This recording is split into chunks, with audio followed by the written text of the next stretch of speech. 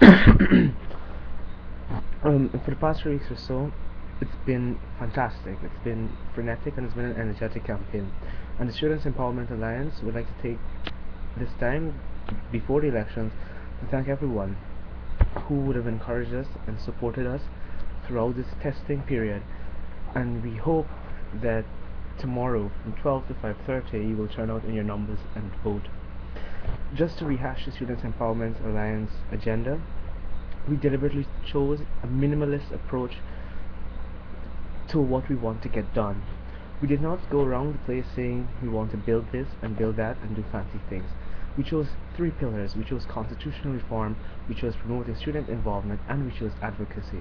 The issue of constitutional reform was given high priority because we believe it was the breakdown or the lack of the mechanisms in the constitution which led to the grave financial malpractices and malfeasances that have hurt the UGSS's reputation so badly. The constitutional reform is important to reviving and rehabilitating the image of the UGSS because the UGSS depends on the support of other stakeholders, of outsiders. We In order to get the support of the private sector and the government and other stakeholders, we need to be able to say to them that their contribution that they will make to us will be used wisely and will not be squandered. And the only way we can convince them of that is if we demonstrate that we are committed to maintaining strong accountability and transparency mechanisms. Another aspect of our constitutional reform, of course, is electoral reform. Uh, of course, many students have said that the voting process is tedious, time-consuming, and it is not it is not uh, something that they find particular joy in participating in. Under our electoral reform, which will be a component of our constitutional reform, we want to make the voting process electronic. Currently, under the manual system, the participation rate in the elections is 20%. And as we have said time and time again, the that is not democracy when only 20% of the student population can determine the trajectory the student government would take over the course of its tenure, which is 1 year. Our other pillar, of course, was promoting student involvement.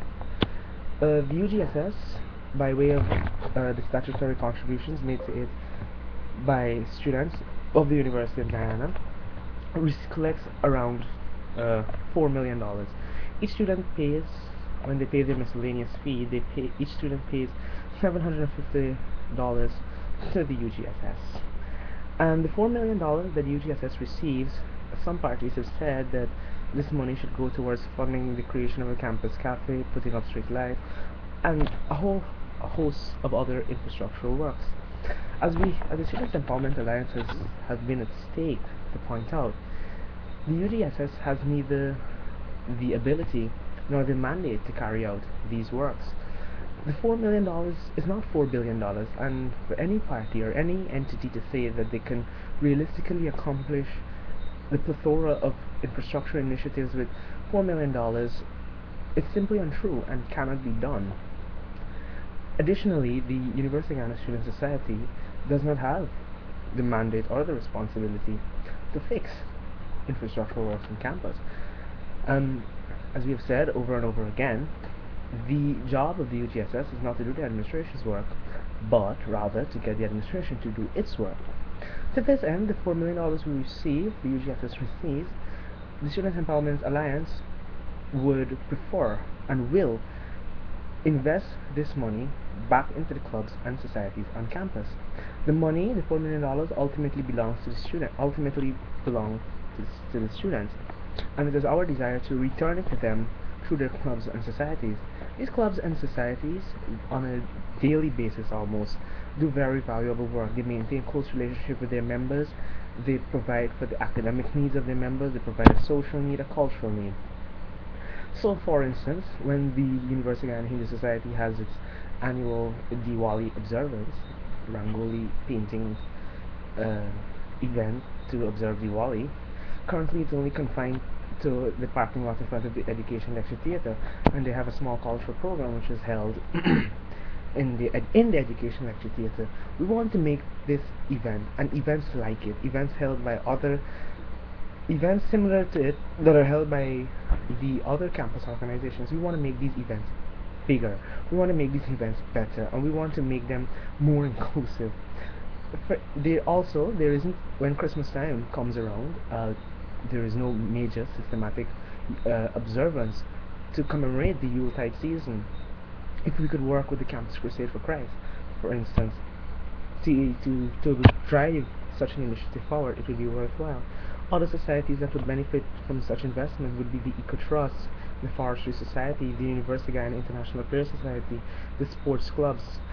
these these organizations, they represent UG externally, and by investing in them and investing in their programs and activities, not only do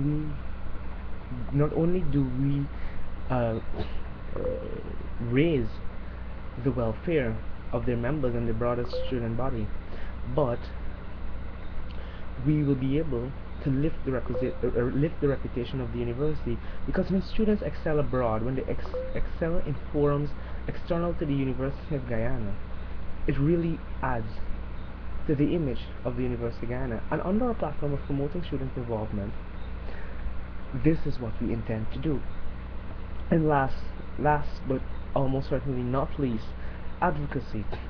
As I mentioned under the second pillar, the job of the UGSS is not to do the administration's work, but to get the administration to do its work. This evening at the debates, we were made aware of a number of concerns that students have. Of course, the regular issues such as the state of the infrastructure came up, but additionally, the issue of the state of the NBS dorms was a serious matter of concern. Another issue raised was, and one issue that we would have spoken on previously throughout our campaign, was the lack of food in the evening hours, in the late evening hours. These issues can only be addressed collectively. Electing the 22 council members to the University of Guyana Student Society does not in and of itself solve all the issues on campus. The 22 representatives, their voices can only be as loud as 22 voices can be. Writing letters, going to the media may not be sufficient to advance the demand for change. It is only when the 5,000 students on campus stand with us, stand beside us, stand behind us, that we will be able to make the case for improvement. I want to give an anecdote at this point in time. Last semester, when GTNT came and instituted an internet network, internet facility rather, they were charging $100. There was a massive hue and cry on campus, and myself, along with two other signatories, which included Mr. Sherrod Duncan and Alexander De Freitas, we signed a letter to the editor of the various newspapers outlining the economic rationale, or lack of an economic rationale, behind the what we consider to be extremely high cost of internet on campus. GTNT responded to the letter by saying they will be hosting a meeting, a consultation with the students on campus. When the GTNT managers came to the meeting, not many students were present in the GWLT, even though they came to speak with the student population. Now, the point I'm trying to make is that no matter how well a person may try to articulate a concern, the concern cannot be addressed unless the students come out in the numbers to support this cause. GWLT at that time only had 15 people meeting with the GTNT managers, when clearly the internet issue affected all 5,500 of us, affects all 5,500 of us there on campus. So advocacy, our approach to advocacy does not simply mean writing letters and shooting from the lip. We intend to take concerted action, working in tandem with our colleagues whether it be by petitioning, whether it be by civil disobedience, because unless we demonstrate that we are prepared to take a hard line in order to get our demands addressed, nothing will be accomplished. So I have outlined there extensively what the SEA aims to do, and without a doubt, um, we know that many students agree with many of our proposals, if not all of our proposals. I want to encourage everyone to come out and vote for the Students Empowerment Alliance tomorrow. As a quote I like to share in every class that I go to, with every person I speak with, is the evil that is wrought upon the world can only thrive on the silence of good men and good women. And by remaining silent and disengaged from the democratic process, by not exercising your right to vote, you are creating the conditions by which inferiors may be elected to serve you and to represent you. A nation of sheep will be led by a government of wolves. The first step to holding your administration accountable begins by the voting process, begins by voting. And when you look at the alternatives, the parties, the alternatives to the SCA, these alternatives are not sound, nor are they wise, nor are they rather smart. And we come with a realistic package of goals and ideas that we know for a fact can be attained within the period of 1 year. It is never our desire to bring inflated promises and hyped up policies. We have come with what is needed, with what is necessary, and we sincerely hope that by keeping your expectations realistic, no party would be able to fool you and bring flowery promises to you. And our ultimate aim, the Students Empowerment Alliance's ultimate aim, is not to solve every issue on the campus within 1 year. Our goal is to set the foundation and lay a platform for progress. I thank you.